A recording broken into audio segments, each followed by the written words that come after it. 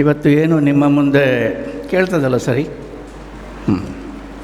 ಹಕ್ಕೊತ್ತಾಯಗಳನ್ನು ಮಂಡಿಸಿದ್ದಾರೆ. ಅದನ್ನು ಸಮರ್ಥಿಸಿ ಕೆಲವು ಮಾತುಗಳನ್ನು ಆಡಬೇಕು ಅಂತ ಹೇಳಿದ್ದಾರೆ. ಅದು ನನಗೆ ಸಂತೋಷದ ವಿಷಯ. ಮೊದಲು ನಾವು ತಿಳಿದುಕೊಳ್ಳಬೇಕಾದದ್ದು ಏನು ಅಂದರೆ, ನೀವು ಇಲ್ಲೇ ಮನಸ್ಸು ಕೊಟ್ಟರೆ ಮಾತ್ರ ನಾನು ಮಾತಾಡೋದು, ಇಲ್ಲದ್ರಿಲ್ಲ. ಮೊದಲು ನಾವು ತಿಳ್ಕೊಳ್ಬೇಕಾದದ್ದು, ಶಾಸಕಾಂಗವು, ನಾವು ಶಾಸಕಾಂಗದ ಒಂದು ಉದ್ದೇಶಿಸಿ ಮಾತಾಡ್ತಾ ಇದ್ದೇವೆ.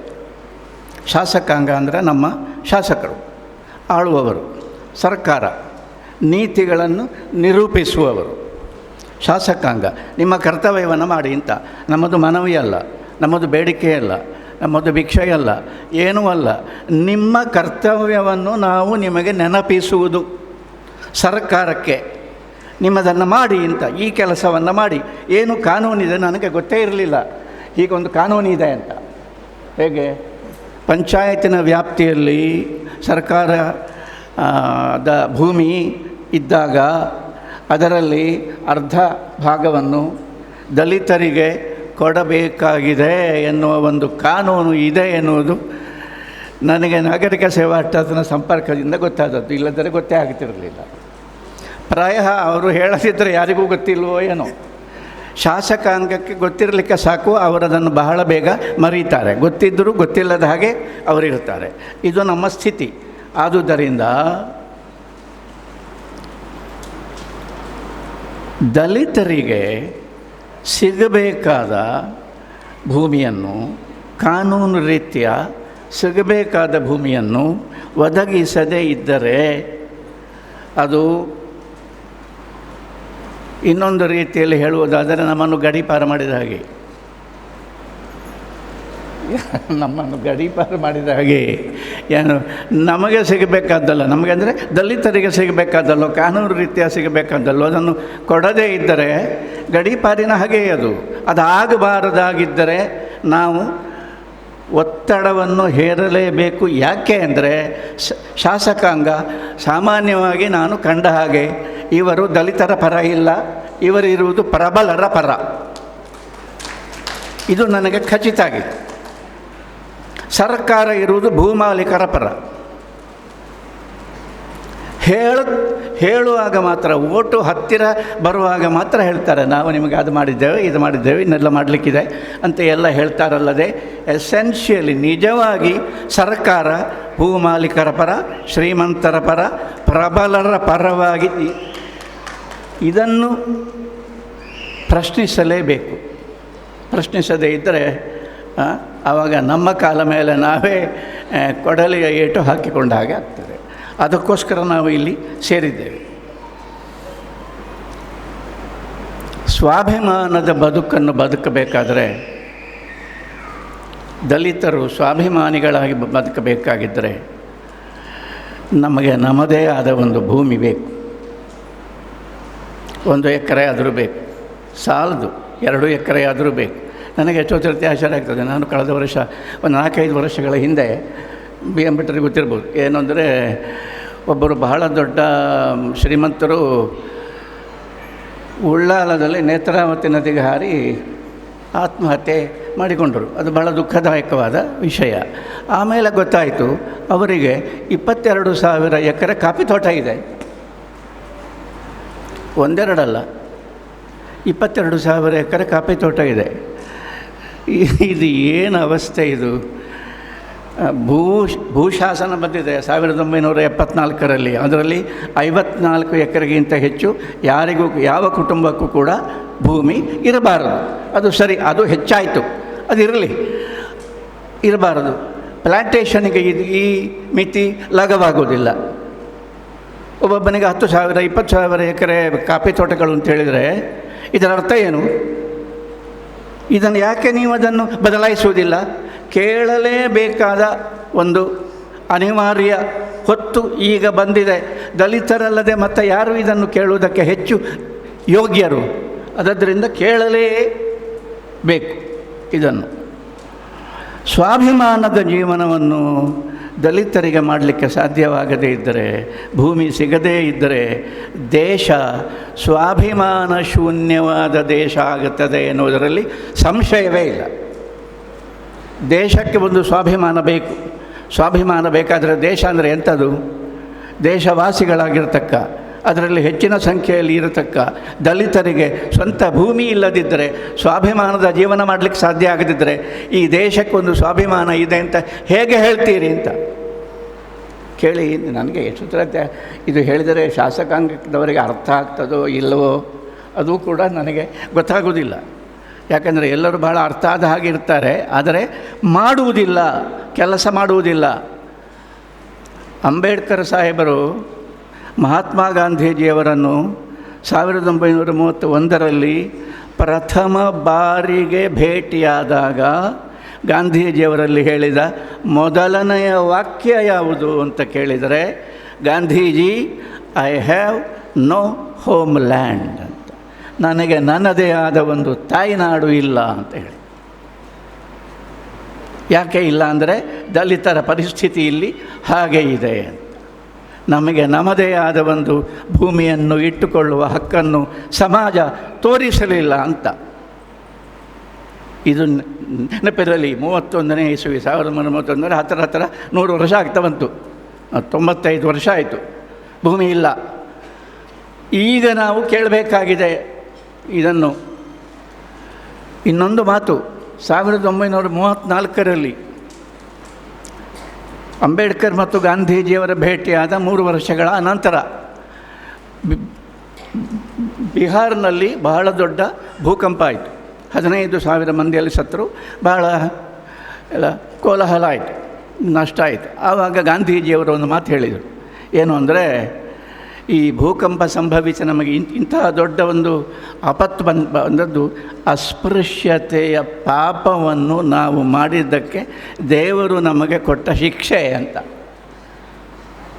ಆ ಮಾತಿಗೆ ಬಹಳ ಗಲಾಟೆ ಆಯಿತು. ಇದು ವೈಜ್ಞಾನಿಕವಲ್ಲ ಮತ್ತೊಂದು ಹೀಗೆಲ್ಲ, ಅದೆಲ್ಲ ಇರಲಿ, ಅದೆಲ್ಲ ಬೇರೆ ವಿಷಯ. ಆದರೆ ಗಾಂಧೀಜಿಯವರು ಹೇಳಿದ ಮಾತಿನ ಅರ್ಥ ಎಂಥದ್ದು ಅಂದರೆ, ದಲಿತರ ಭೂಮಿಯ ಪ್ರಶ್ನೆ ಉಂಟಲ್ಲ, ಈ ಪ್ರಶ್ನೆಯನ್ನು ನಾವು ಬಗೆಹರಿಸದಿದ್ದರೆ, ದಯಮಾಡಿ ಆಲೋಚನೆ ಮಾಡಿ, ದಲಿತರ ಭೂಮಿಯ ಪ್ರಶ್ನೆಯನ್ನು ನಾವು ಬಗೆಹರಿಸದಿದ್ದರೆ ಅದು ಭೂಕಂಪಕ್ಕೆ ಸದೃಶವಾದ ಒಂದು ಕ್ರಾಂತಿಗೆ ಕಾರಣವಾಗ್ತದೆ ಅಂತ ನೆನಪಿರಲಿ. ನಮ್ಮ ನಾಡಿನಲ್ಲಿ ದೈವಗಳಿಗೆ ಭೂಮಿ ಇದೆ, ಭೂತಗಳಿಗೆ ಇದೆ, ದೇವರಿಗಂತೂ ಇದೆ. ಅಲ್ಲ, ಕೆಲವರು ದೇವರ ಹೆಸರಲ್ಲಿದ್ದದನ್ನು ತಮ್ಮ ಹೆಸರಿಗೆ ಮಾಡಿಕೊಳ್ತಾರೆ, ಅದು ಬೇರೆ ವಿಷಯ. ಆದರೆ ದೇವರಿಗೂ ಭೂಮಿ ಇದೆ, ದೈವಗಳಿಗೂ ಇದೆ, ಭೂತಗಳಿಗೆಲ್ಲ ಇದೆ. ಅದರದ್ದು ಒಂದು ಜಾಗ ಅಂತ ಇರ್ತದೆ. ದಲಿತರಿಗೆ ಇಲ್ವಾ? ಇದು ಕೇಳಬೇಕಾದದ್ದು. ಇದು ನಮಗೆ ಏನಾಗಿದೆ ಅಂದರೆ, ಸಂವೇದನೆ ಎನ್ನುವುದು ಶೂನ್ಯವಾಗಿ ಹೋಗಿದೆ. ನೋಡಿ, ಆಲೋಚನೆ ಮಾಡಿ, 100 ಎಕರೆ ಜಮೀನು ಇರುವ ಮನುಷ್ಯ ನಾಚಿಕೆ ಬಿಟ್ಟು ನನಗೆ ಭೂಮಿ ಇಲ್ಲ, ನನಗೆ ಭೂಮಿಯನ್ನು ಒದಗಿಸಿ ಅಂತ ಕಂದಾಯ ಇಲಾಖೆಗೆ ಅರ್ಜಿ ಹಾಕ್ತಾನೆ. ಅವನಿಗೆ ಕಂದಾಯ ಇಲಾಖೆ ಭೂಮಿಯನ್ನು ಒದಗಿಸ್ತದೆ ಅಂತ ಹೇಳಿದರೆ, ಭೂಮಿಯೇ ಇಲ್ಲದ ದಲಿತನಿಗೆ ಏನಾದೀತು ಅಂತ ಯೋಚಿಸಬೇಕು. ಈ ಯೋಚನೆ ಬಂದರೆ ಸಂವೇದನೆ ಉಂಟಾಗ್ತದೆ, ಅಂದರೆ ಭಾವನೆ ಉಂಟಾಗ್ತದೆ. ನಾವು ಮಾಡಬೇಕಾದದ್ದೇನು, ಮಾಡ್ತಾ ಇರುವುದು ಏನು ಎನ್ನುವುದು ಗೊತ್ತಾಗ್ತದೆ. ಆದ್ದರಿಂದ ಶಾಸಕಾಂಗದವರು, ಜನಪ್ರತಿನಿಧಿಗಳು ಜನರಿಗೆ ಮಾತ್ರ ಪ್ರತಿನಿಧಿಗಳಲ್ಲ, ಜನರ ಸಂವೇದನೆಯ ಪ್ರತಿನಿಧಿಗಳು ಎನ್ನುವುದು ನೆನಪಿರಲಿ.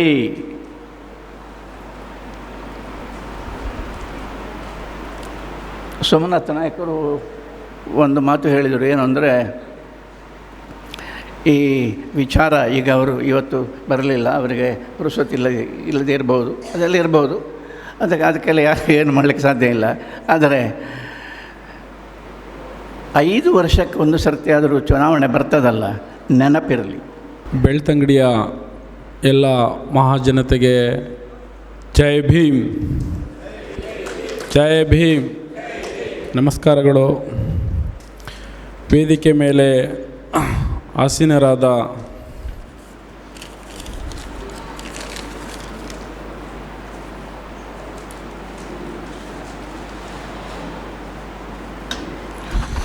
ಶ್ರೀ ಎಂ ಬಿ ಕರಿಯ ಅವರೇ,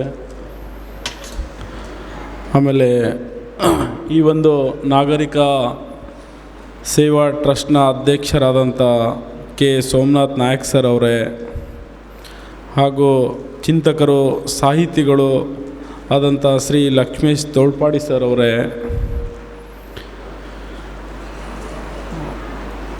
DSSನ ಸಂಚಾಲಕರಾದ ಆರ್ ರಮೇಶ್ ಸರ್ ಅವರೇ,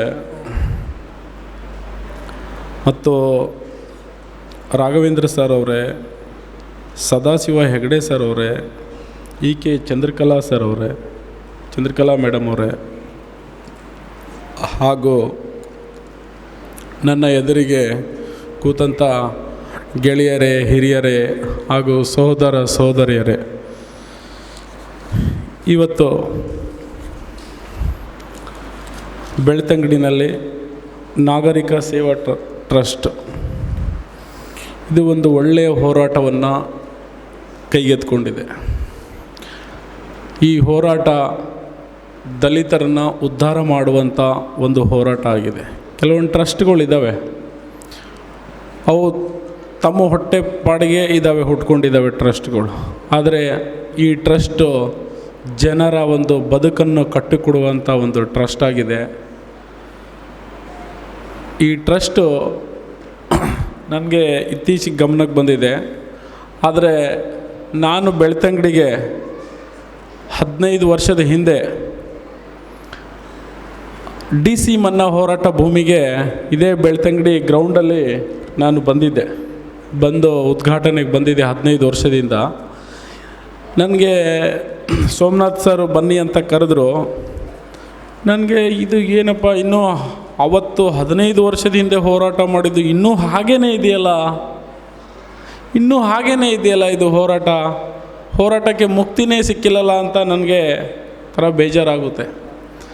ನೋಡಿ, ಇಲ್ಲಿ ನಾವು ಆಯ್ಕೆ ಮಾಡಿ ಕಳಿಸಿದಂಥ ಶಾಸಕರುಗಳು, ನಮ್ಮ ಸೇವೆ ಮಾಡ್ತಕ್ಕಂಥ ಅಧಿಕಾರಿಗಳು ಇವತ್ತು ಸರ್ ಒಬ್ಬರು ಹೇಳಿದ್ರು ಆವಾಗಲೇ, ಹಣಕಾಸು ಪ್ರಭಾವಿಗಳ ಪರವಾಗಿ ಇವ್ರುಗಳು ಜಮೀನುಗಳು ಕೊಡ್ತಾರೆ. ಎಷ್ಟು ಜನಗಳಿದ್ದಾರೆ ಬೆಳ್ತಂಗಡಿನಲ್ಲಿ, ಜಮೀನುಗಳಿಲ್ಲ. ನಮ್ಮ ಅಣ್ಣ ಸಾದ ಸರ್ ಅವರಿಗೆ ಕೇಳಿದೆ ನಾನು, ಎಷ್ಟಿದೆ ನಮ್ಮ ಜನಗಳಿಗೆ ಇಲ್ಲಿ ಭೂಮಿ ಅಂತ. 1 ಎಕರೆಗಿಂತ ಹೆಚ್ಚಿಗೆ ಇಲ್ಲ ಅಂತ ಹೇಳ್ತಾರೆ. 1 ಎಕರೆ ಅವ್ರ ಮಕ್ಕಳು ಮೊಮ್ಮಕ್ಕಳು ಆದರೆ ಎಷ್ಟು ತಗೊಳಕ್ಕಾಗುತ್ತೆ, ಅದರಲ್ಲಿ ಎಷ್ಟು ಹಂಚ್ಕೊಳ್ಳೋಕ್ಕಾಗುತ್ತೆ?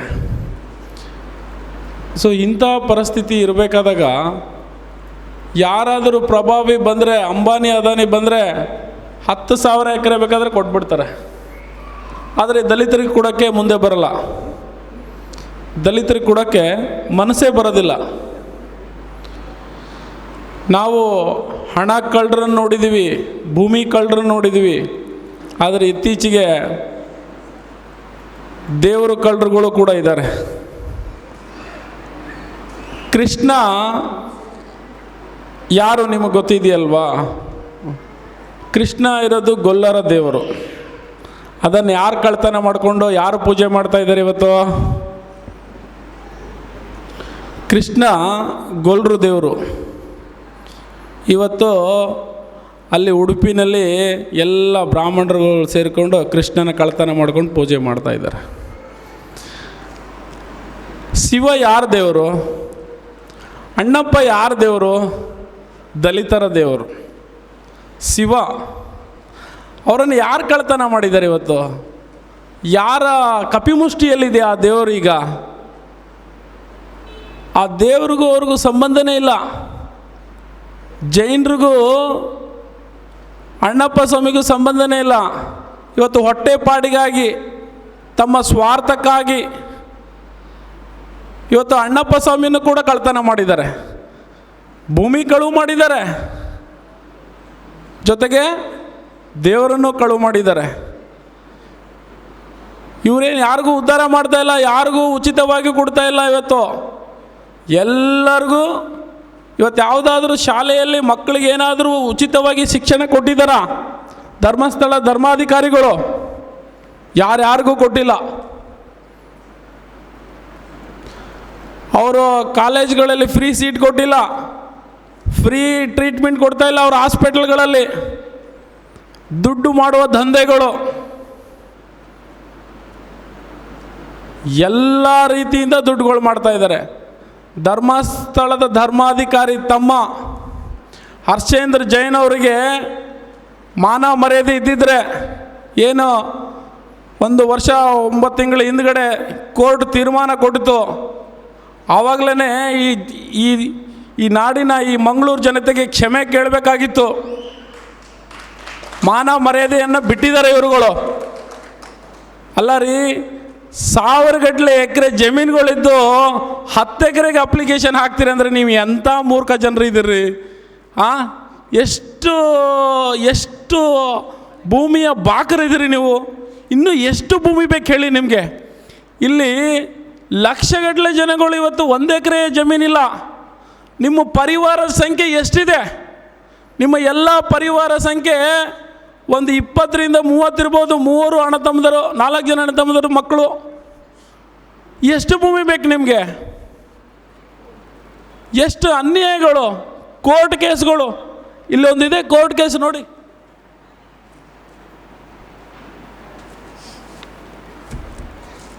ಕೋರ್ಟ್ ಕೇಸ್ಗಳು 333 ಇದ್ದಾವೆ. 333 ಕೋರ್ಟ್ ಕೇಸ್ಗಳು. ದಿನ ಅಲ್ದಾಡಿದ್ರು 365 ವರ್ಷಕ್ಕೆ 365 ದಿನನೂ ಇವರು ಕೋರ್ಟಲ್ಲೇ ಇರಬೇಕು. ಇವರು ಎಷ್ಟು ಹಪಾಹಪಿ ಜೀವನ ನಡೆಸ್ತಾ ಇದ್ದಾರೆ. ಎಷ್ಟು ಆಸೆ ಇದೆ. ಬೆಂಗಳೂರಲ್ಲಿದ್ದಾವೆ, ಬೇರೆ ಬೇರೆ ಜಿಲ್ಲೆಗಳಲ್ಲಿದೆ ಇವ್ರ ಪ್ರಾಪರ್ಟಿಗಳು. ಕೇವಲ ಬೆಳ್ತಂಗಡಿನಲ್ಲಿಲ್ಲ, ಮಂಗಳೂರಲ್ಲಿಲ್ಲ, ಎಲ್ಲ ಜಿಲ್ಲೆಗಳಿದ್ದಾವೆ. ಇಲ್ಲಿ ಜನಗಳು ಸತ್ರೆ, ನಮ್ಮ ಜನಗಳು ಸತ್ರೆ 3ಕ್ಕೆ 6 ಜಮೀನಿಲ್ಲ, 3ಕ್ಕೆ 6 ಫೀಟ್ ಅಡಿ ಜಮೀನಿಲ್ಲ. ಇಂಥ ಪರಿಸ್ಥಿತಿನಲ್ಲಿ ನೀವು ಅಣ್ಣಪ್ಪನ ಹೆಸರು ಹೇಳ್ಕೊಂಡು ಸಾವಿರಾರು ಎಕರೆ ಜಮೀನುಗಳನ್ನು ಹೊಡ್ಕೊಂಡಿದ್ದೀರಿ. ಆಳುವ ಸರ್ಕಾರ ಇವರುಗಳು ಭಯಭೀತರಾಗೋಗಿದ್ದಾರೆ. ಎಲ್ಲಿ ಧರ್ಮಸ್ಥಳದ ಧರ್ಮಾಧಿಕಾರಿಯನ್ನು ವಿರೋಧ ಮಾಡ್ಕೊಂಡ್ಬಿಟ್ರೆ ನಾವು ಚುನಾವಣೆಯಲ್ಲಿ ಸೋಲ್ತೀವಿ ಅನ್ನೋ ಒಂದು ಭ್ರಮೆ. ಎಲ್ಲ ಪಕ್ಷಗಳು ಇವರು ಹೇಳ್ದಂಗೆ ಕೇಳುವಂಥ ಒಂದು ಗುಲಾಮರಾಗಿದ್ದಾರೆ. ಕಾಂಗ್ರೆಸ್ ಕೂಡ ಅದೇ ಹಣೆ ಬರ ಆಗಿದೆ, BJP ಕೂಡ ಅದೇ ಹಣೆ ಬರ ಆಗಿದೆ, JDS ಕೂಡ ಅದೇ ಹಣೆ ಬರವಾಗಿದೆ. ಈ ಇರೋರೇ ಅಷ್ಟು ಜನ, ಇನ್ನು ಯಾರನ್ನು ನಂಬಕ್ಕಾಗುತ್ತೆ ನೀವು? ಎಲ್ಲರದು ಅದೇ ಪರಿಸ್ಥಿತಿ ಆಗಿದೆ. ಅದಕ್ಕೆ ನಾವೆಲ್ಲ ಒಗ್ಗಟ್ಟಾಗಬೇಕಾಗಿದೆ. ನಮ್ಮ ಸೋಮನಾಥ್ ನಾಯಕ್ ಅಂತವರ ಒಂದು ಆದೇಶ, ಅವರ ಒಂದು ಮಾರ್ಗದರ್ಶನದಲ್ಲಿ ನಾವೆಲ್ಲ ಒಗ್ಗಟ್ಟಾಗಬೇಕಾಗಿದೆ. ಇವತ್ತು ಬೆಳ್ತಂಗಡಿನಲ್ಲಿ ಅಂಥ ನಾಯಕರು ನಿಮಗೆ ಸಿಕ್ಕಿದ್ದಾರೆ, ಅಂಥ ಪ್ರಭಾವಿಗಳ ವಿರುದ್ಧ ಇಂಥ ಒಂದು ಹೋರಾಟಗಳನ್ನು ರೂಪಿಸ್ತಾ ಇದ್ದಾರೆ ಅಂದರೆ ನಾವು ಅವರಿಗೆ ಭಾಳ ಕೃತಜ್ಞತರಾಗಿರಬೇಕು. ಅವರುಗಳ ವಿರುದ್ಧ ಯಾರು ತೊಡೆತಡ್ತಾರೆ, ಯಾರಾದರೂ ಅಸಾಮಾನ್ಯರಾಗಿದ್ದರೆ ಅವ್ರನ್ನ ಜೀವಂತ ಬಿಡೋದಿಲ್ಲ ಇವ್ರುಗಳು. ಇವ್ರುಗಳ ಕೃತ್ಯಗಳು ಏನು ಇಲ್ಲೇ ಮುಚ್ಚಿಲ್ಲ, ಬೆಂಗಳೂರುವರೆಗೂ ಗೊತ್ತಿದ್ದಾವೆ, ಇಡೀ ಕರ್ನಾಟಕಕ್ಕೂ ಗೊತ್ತಾಗಿದೆ ಇವ್ರ ಹಣೆಬರಗಳು ಏನಂತ. ಯಾರ್ಯಾರಿಗೆ ಎಷ್ಟೆಷ್ಟು ತೊಂದರೆ ಕೊಟ್ಟಿದ್ದಾರೆ, ಯಾರ್ಯಾರ ಮೇಲೆ ಅತ್ಯಾಚಾರಗಳಾಗಿದ್ದಾವೆ, ಎಷ್ಟು ಜನ ಸಾಯ್ತಾ ಇದ್ದಾರೆ. ಬಾಬಾ ಸಾಹೇಬರು ಸಂವಿಧಾನ ಕೊಟ್ಟಿದ್ದಾರೆ ನಮಗೆ. ಸಂವಿಧಾನದಲ್ಲಿ ಹಕ್ಕು ಕೊಟ್ಟಿದ್ದಾರೆ. ಆ ಹಕ್ಕುಗಳ ಪ್ರಕಾರ ನಾವು ಹೋರಾಟ ಮಾಡಬೇಕಾಗಿದೆ. ನಾವು ಹೋರಾಟ ಮಾಡಿಲ್ಲ ಅಂತಂದರೆ ನಮ್ಗೆ ಯಾವುದೂ ನಮ್ಮ ಕೈಗೆ ಬರಲ್ಲ. ಮಹಾತ್ಮ ಗಾಂಧೀಜಿಯವರು ಹೋರಾಟದ ಮೂಲಕನೇ ಇವತ್ತು ಬ್ರಿಟಿಷರನ್ನು ಭಾರತ ಬಿಟ್ಟು ಓಡಿಸಿದ್ದಾರೆ. ಭಾಳಷ್ಟು ಹೋರಾಟಗಾರರು ಬ್ರಿಟಿಷರಂಥವ್ರನ್ನೇ ಓಡಿಸಿದ್ದಾರೆ. ಇವರು ಯಾವ ಲೆಕ್ಕಾಚಾರ? ಅದಕ್ಕೆ ನಾವೆಲ್ಲ ಒಗ್ಗಟ್ಟಾಗಬೇಕಾಗಿದೆ ಬಂಧುಗಳೇ. ನೀವು ನಿಮ್ಮ ಕುಟುಂಬದವರು ಒಗ್ಗಟ್ಟಾಗಬೇಕಾಗಿದೆ. ನಾವು ಹೀಗೆ ಕೂತ್ಕೊಂಡ್ರೆ ಇನ್ನೂ ವಯಸ್ಸಿರಲ್ಲ, ವಯಸ್ಸು ಕಡಿಮೆ ಆಗೋಗುತ್ತೆ. ನೀವೆಲ್ಲ ಜಾಗೃತ ಆಗಬೇಕು. ಹಳ್ಳಿಗಳಲ್ಲೂ ಜಾಗೃತ ಆಗಬೇಕು, ಗಲ್ಲಿಗಳಲ್ಲೂ ಜಾಗೃತ ಆಗಿ ಇಂಥವ್ರ ವಿರುದ್ಧ ತೊಡೆ ತಟ್ಟಬೇಕು. ಸರ್ಕಾರ ಭೂಮಿ ಇದೆ, ಕೊಡೋಕ್ಕೆ ಏನು ಕಷ್ಟ ಇವರಿಗೆ? ಇವ್ರ ಅಪ್ಪನ ಮನೇದು ಕೊಡಲ್ಲ. ಮನಸ್ಸುಗಳಿದ್ದಾವಲ್ಲ ಇಲ್ಲೊಂದಿಷ್ಟು ಕೆಟ್ಟ ಮನಸ್ಸುಗಳು, ಇವ್ರ ಮನೆ ಆಸ್ತಿ ಕೊಟ್ಟಾಗೆ ಇವ್ರಿಗೆ ನೋವಾಗುತ್ತೆ. ಕಾನೂನನ್ನು ಪಾಲನೆ ಮಾಡೋಕ್ಕೆ ಇವರಿಗೆ ಕಷ್ಟ ಆಗುತ್ತಾ ಇದೆ. ಇವರಿಗೆ ಉಳ್ಳವರಿಗೆ ಬೇಕಾದರೆ ಇನ್ನೂ 10,000 ಎಕರೆ ಬೇಕಾದರೆ ಕೊಟ್ಬಿಡ್ತಾರೆ. ಈಗ ಮೋದಿಯವರು ಹೊಸದೊಂದು ಜಮೀನನ್ನು ಅಂಬಾನಿ ಅವ್ರಿಗೆ ಕೊಟ್ಟಿದ್ದಾರೆ. ದೆಹಲಿ ಮತ್ತು ನಮ್ಮ ಬಾರ್ಡ್ರ್ ಇದೆಯಲ್ಲ, ನಮ್ಮ ಇಂಡಿಯಾದ ಬಾರ್ಡ್ರು ದೆಹಲಿ ಹರಿಯಾಣ ಆ ಕಡೆ ಮೇಲೆ ಇದರಲ್ಲಿ ಬರುತ್ತಲ್ಲ, ಕಾಶ್ಮೀರ ಆ ಕಡೆ, ಅರುಣಾಚಲ ಪ್ರದೇಶ, ಅರಾವಳಿ ಅಂತ ಇದೆ. ದೊಡ್ಡ ದೊಡ್ಡ ಬೆಟ್ಟಗಳಿದ್ದಾವೆ. ಅದು ನಮ್ಮ ಭಾರತಕ್ಕೆ ಒಂದು ಕಾವಲು ಥರ ಆಗಿದೆ. ಆ ಕಾವಲು ಪ್ರದೇಶ, ಬೆಟ್ಟಗಳು, ದೊಡ್ಡ ದೊಡ್ಡ ಬೆಟ್ಟಗಳಿದ್ದಾವೆ. ಈಗ ಹೇಗೆ ನಾವು ಚಾರ್ಮಡಿ ಘಾಟಿಂದ ಬೆಳ್ತಂಗಡಿಗೆ ಬರಬೇಕಾದ್ರೆ ದೊಡ್ಡ ದೊಡ್ಡ ಬೆಟ್ಟಗಳಿದ್ದಾವೆ, ಅದೇ ಥರ ದೊಡ್ಡ ದೊಡ್ಡ ಬೆಟ್ಟಗಳು ಇವತ್ತು ಅಲ್ಲಿ ಸೈನಿಕರೇ ಬೇಕಾಗಿಲ್ಲ, ಆ ಬೆಟ್ಟಗಳನ್ನು ನಮ್ಮನ್ನೆಲ್ಲ ಕಾಪಾಡ್ತಾ ಇದ್ದಾವೆ. ಅಂಥ ಬೆಟ್ಟಗಳನ್ನು ಇವತ್ತು ಅಂಬಾನಿ ಅದಾನಿಗೆ ಮಾರ್ಕೊಂಡು ಬಿಟ್ಟಿದ್ದಾರೆ. ಅಲ್ಲಿ ಲಕ್ಷಗಟ್ಟಲೆ ಜನಗಳು ಇವತ್ತು ಆ ಭೂಮಿ ಕೊಟ್ಟಿದ್ದಾರಲ್ಲ ಸರ್ಕಾರದ ವಿರುದ್ಧ ಹೋರಾಟ ಮಾಡ್ತಾ ಇದ್ದಾರೆ. ಆದರೆ ಈ ಮೀಡಿಯಾಗಳು, ಇವತ್ತಿನ ಮೀಡಿಯಾಗಳು, ಮಾರಾಟ ಆಗಿರುವ ಮೀಡಿಯಾಗಳು ಆ ಹೋರಾಟಗಳನ್ನು ಜನರಿಗೆ ತೋರಿಸ್ತಾ ಇಲ್ಲ. ಎಲ್ಲಿ ಹೋರಾಟಗಳು ನಡೀತವೆ ಆ ಹೋರಾಟಗಳನ್ನು ತೋರಿಸೋದೇ ಇಲ್ಲ. ಇವತ್ತು ಮೀಡಿಯಾಗಳು ಕೂಡ ಅಂಬಾನಿ ಅದಾನಿ ಅಂಥವ್ರ ಪಾಲಾಗಿದ್ದಾವೆ. ಅವರುಗಳಿಗೆ ಬೇಕಾಗಿರೋದನ್ನು ತೋರಿಸ್ತಾರೆ, ಬೇಡವಾದದ್ದನ್ನು ತೋರಿಸೋದೇ ಇಲ್ಲ. ಬೇಡವಾದದ್ದನ್ನು ತೋರಿಸ್ತಾರೆ, ಬೇಕಾಗಿರೋದು ತೋರಿಸೋದಿಲ್ಲ. ಇಂಥ ಒಂದು ಪರಿಸ್ಥಿತಿ ಇವತ್ತು ನಡೀತಾ ಇದೆ. ಬ್ರಿಟಿಷರು ಆಳ್ವಿಕೆ ನಡೀತಾ ಇತ್ತಲ್ಲ, ಆವಾಗ ಅವರಿಗೆ ಒಬ್ಬರು ಪೆನ್ನು ಪೇಪರ್ ತಗೊಂಡು ಬರ್ಕೊಳ್ಳೋರು ಅವಶ್ಯಕತೆ ಇತ್ತು. ಆವಾಗ ಶಿಕ್ಷಣಗಳು ನಮ್ಮ ದಲಿತರಿಗೆ, SC STಗಳ ಕೈಯಲ್ಲಿ ಇರಲಿಲ್ಲ ಶಿಕ್ಷಣ. ನಾವೆಲ್ಲ ನಮ್ಮ ಕಸುಬುಗಳನ್ನು ಮಾಡಬೇಕಾಗಿತ್ತು. ಆ ಕಸುಬು ಬಿಟ್ಟು ಬೇರೆ ಕೆಲಸ ಮಾಡಿದ್ರೆ ನೋ ನೀವು ಅದನ್ನೇ ಕೆಲಸ ಮಾಡಬೇಕಪ್ಪ, ನೀವು ಬೇರೆ ಕೆಲಸ ಮಾಡಕೂಡದು ಅಂತ ನಮ್ಮನ್ನು ಅದೇ ಕೆಲಸಗಳನ್ನು ಮಾಡ್ತಾಯಿದ್ರು. ನಿಮ್ಮೂರಲ್ಲಿ ನಿಮಗೂ ಈಗಲೂ ಏನೋ ಅಂತ ಕರೀತಾರೆ, ನಮಗೊಂದೊಂದು ಹೆಸರಿಟ್ಟು ಕರೆದು ಬಿಡ್ತಾರೆ. ಅದನ್ನೇ ಮಾಡ್ಕೊಂಡು ಬಂದಿರ್ತಾರೆ ನಮ್ಮ ಪೂರ್ವಜರುಗಳು. ಇವತ್ತು ಆ ಕಾಲ ಬದಲಾಗಿದೆ. ಆದರೆ ಆವತ್ತು ನಮ್ಮ ಜನಗಳಿಗೆ ಶಿಕ್ಷಣವನ್ನು ಮುಟ್ಟೋಕ್ಕೆ ಬಿಟ್ಟಿಲ್ಲ, ಶಿಕ್ಷಣವನ್ನು ಓದೋಕ್ಕೆ ಬಿಟ್ಟಿಲ್ಲ ಈ ಜನಗಳು.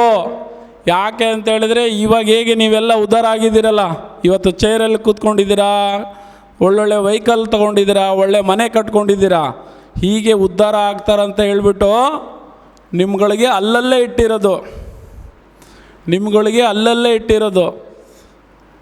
ಅಣ್ಣಪ್ಪ ಸ್ವಾಮಿ ದೇವಸ್ಥಾನ ಹಿಂದ್ಗಡೆ ನಮ್ಮ ಸೋಮನಾಥ್ ನಾಯಕರು ಹೇಳಿದರು, ಅಲ್ಲಿ ಪಾಪ ಭಾಳಷ್ಟು ಜನ ಶುಚಿಗೊಳಿಸುವ ಜನಗಳೆಲ್ಲ ಅಲ್ಲಿ ಕಾರ್ಮಿಕರು ಅಲ್ಲೇ ಇದ್ದಾರೆ, ಅದೇ ಜೋಪಡಿನಲ್ಲಿದ್ದಾರೆ ಅಂತ. ಅವ್ರಿಗೆ ಯಾಕೆ ಜಾಗ ಕೊಡಲ್ಲ, ಅವ್ರಿಗೆ ಸ್ವಂತ ಜಮೀನು ಕೊಡಲ್ಲ, ಅವ್ರಿಗೆ ಮನೆ ಕಟ್ಕೊಡಲ್ಲ? ಯಾಕೆ ಕೊಡಲ್ಲ ಗೊತ್ತಾ? ಅವ್ರು ಏನಾದರೂ ಉದ್ಧಾರ ಆದರೆ ಅವ್ರಿಗೆ 1 ಎಕರೆ ಜಮೀನು ಕೊಟ್ಟರೆ, ಅವರಿಗೆ ಸ್ವಂತ ಭೂಮಿ ಅಂತ ಅವ್ರಿಗೆ ಅಂತ ಮನೆ ಕಟ್ಟಿಸ್ಕೊಟ್ಬಿಟ್ರೆ ನಾಳೆ ದಿನ ಕೆಲಸಕ್ಕೆ ಬರಲ್ಲ ಯಾರು.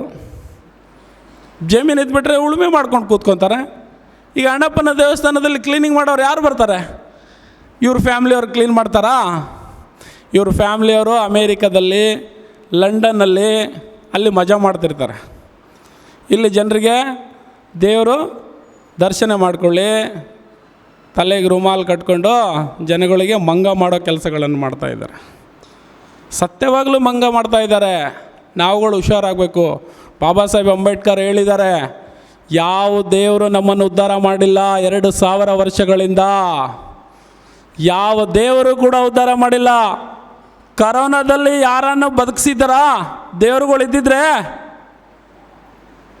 ಕರೋನಾದಲ್ಲಿ ಯಾರಾದರೂ ಬದುಕಿದಾರಾ? ಮತ್ತು ದೇವರು ಎಲ್ಲೋದ್ರು? ಬೀಗ ಹಾಕಿ ಹೋಗಿದ್ರಲ್ವಾ ದೇವಸ್ಥಾನಗಳಿಗೆ. ಇವತ್ತು ದೇವಸ್ಥಾನಗಳ ರಕ್ಷಣೆ ಮಾಡೋಕ್ಕೆ ಇವತ್ತು CC ಕ್ಯಾಮ್ರಾಗಳು ಹಾಕಬೇಕಾಗಿದೆ. ದೇವಸ್ಥಾನಗಳಿಗೆ ರಕ್ಷಣೆ ಇಲ್ಲ. ಇನ್ನು ನಮ್ಮ ರಕ್ಷಣೆಗಳು ಹೇಗೆ ಮಾಡೋಕ್ಕೆ ಸಾಧ್ಯ? ನಮ್ಮ ಜನಗಳು ಹೋಗಿ ಇನ್ನೂ ದೇವಸ್ಥಾನ, ದೇವರು ಇರಲಿ, ನಂಬಿಕೆ, ಪ್ರಕೃತಿ ಇದೆ ನೋಡಿ, ಆ ದೇವರು ಪ್ರಕೃತಿ ಇದೆ ನೋಡಿ, ನಮಗೆ ಗಾಳಿ, ಬೆಳಕು, ನೀರು, ಇದು ನಮ್ಮ ದೇವರು, ನಿಜವಾದ ದೇವರು. ನಮ್ಮ ಜನಗಳಿಗೆ ಅಂಧ ಕಾಲದಿಂದ ಮೂರ್ಖ ಮಾಡ್ಕೊತ ಏನು ಮಾಡಿದರು? ನಮ್ಮ ಕಸಬುಗಳನ್ನು ನಾವೇ ಮಾಡಬೇಕಂತ ಹೇಳಿದರು.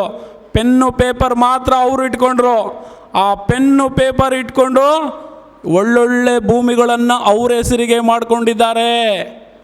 ನಮ್ಮಗಳಿಗೆ ನಿಮ್ಮ ಮನೆಯಲ್ಲಿ ಯಾರಾದರೂ ನಿಮ್ಮ ತಾತಂದರು, ನಿಮ್ಮ ತಂದೆಯವರು ಎಜುಕೇಟೆಡ್ ಇದ್ದಾರಾ? ನಿಮ್ಮ ಮನೆಯಲ್ಲಿ ನಿಮ್ಮ ತಾತ ಅಂದರೆ ಯಾರಾದರೂ ಎಜುಕೇಟೆಡ್ ಇದ್ದರು ಅಂತ ಕೈ ಎತ್ತಿ ನೋಡೋಣ, ಒಬ್ಬರಾದರೂ ನೋಡೋಣ.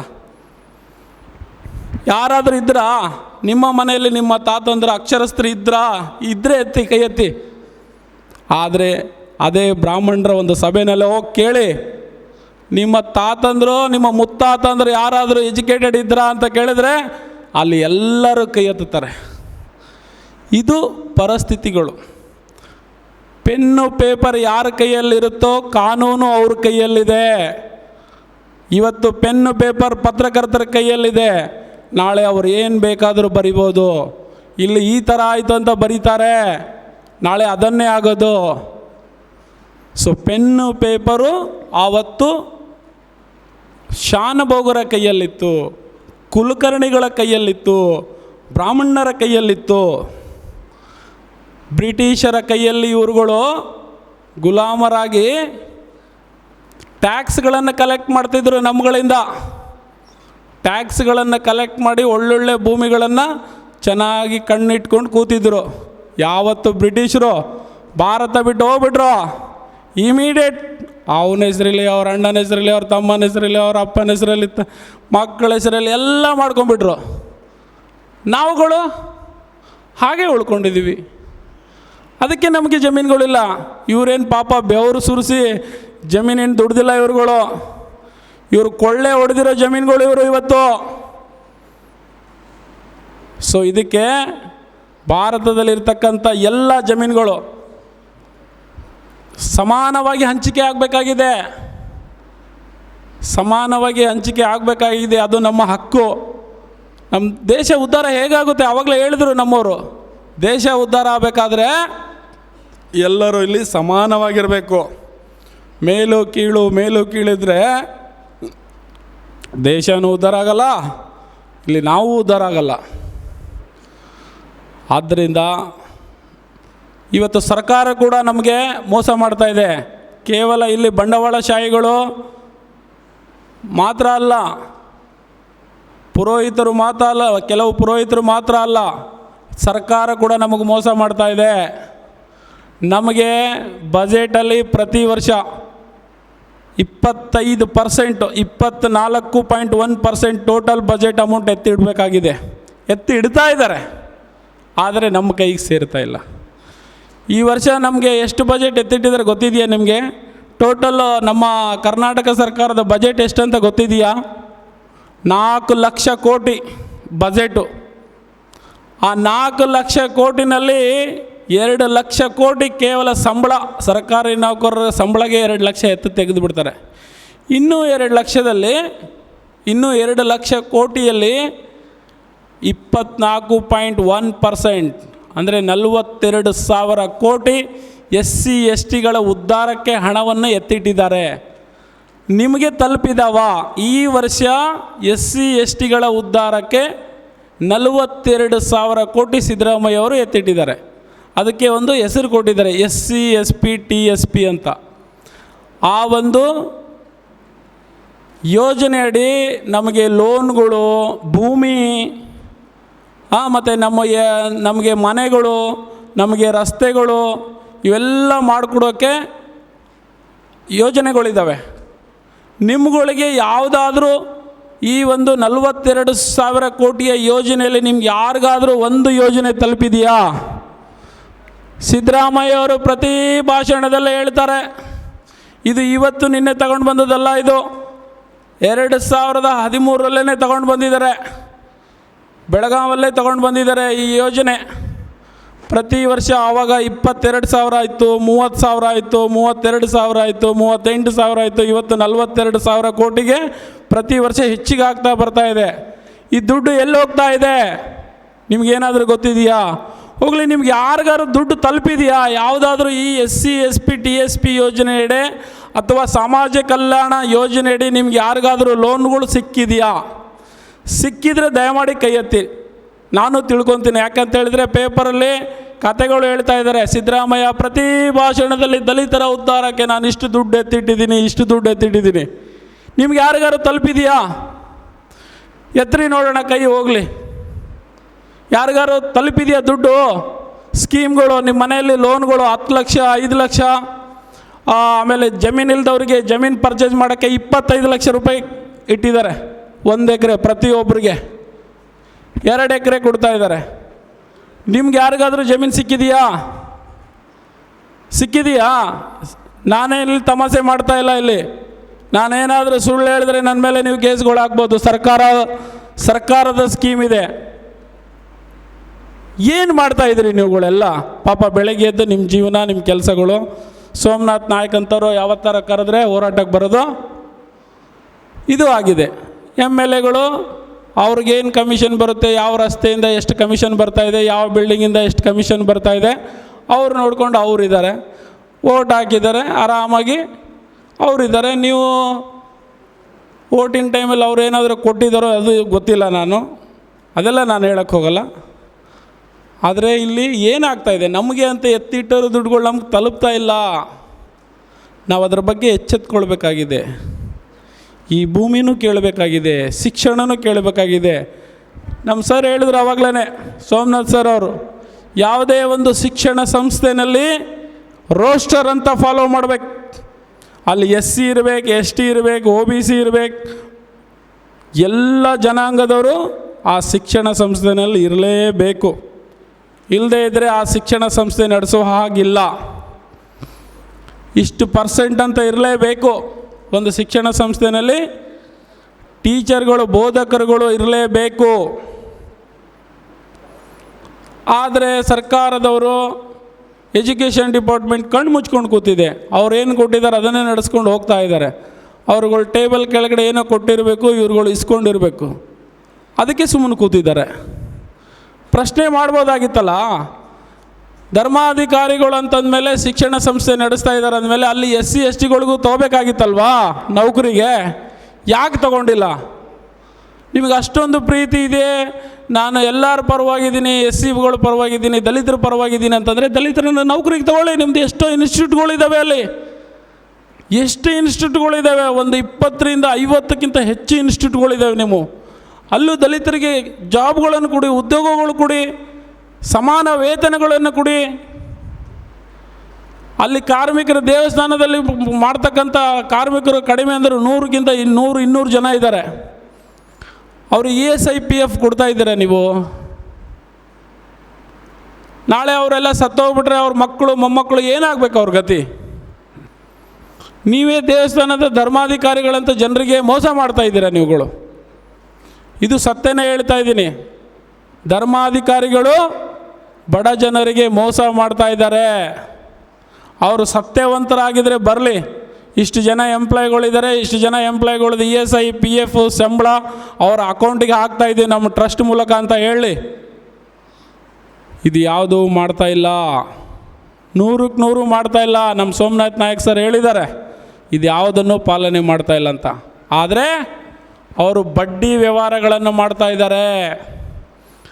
ಎಷ್ಟೋ ಕುಟುಂಬಗಳು ಇವತ್ತು ಬಡ್ಡಿ ತಗೊಂಡು ಬಡ್ಡಿ ಕಟ್ಟೋಕ್ಕಾಗದೆ ಇವತ್ತು ಸರ್ವನಾಶ ಆಗೋಗಿದ್ದಾರೆ. ದೇವರ ಹಣ ಬಡ್ಡಿ.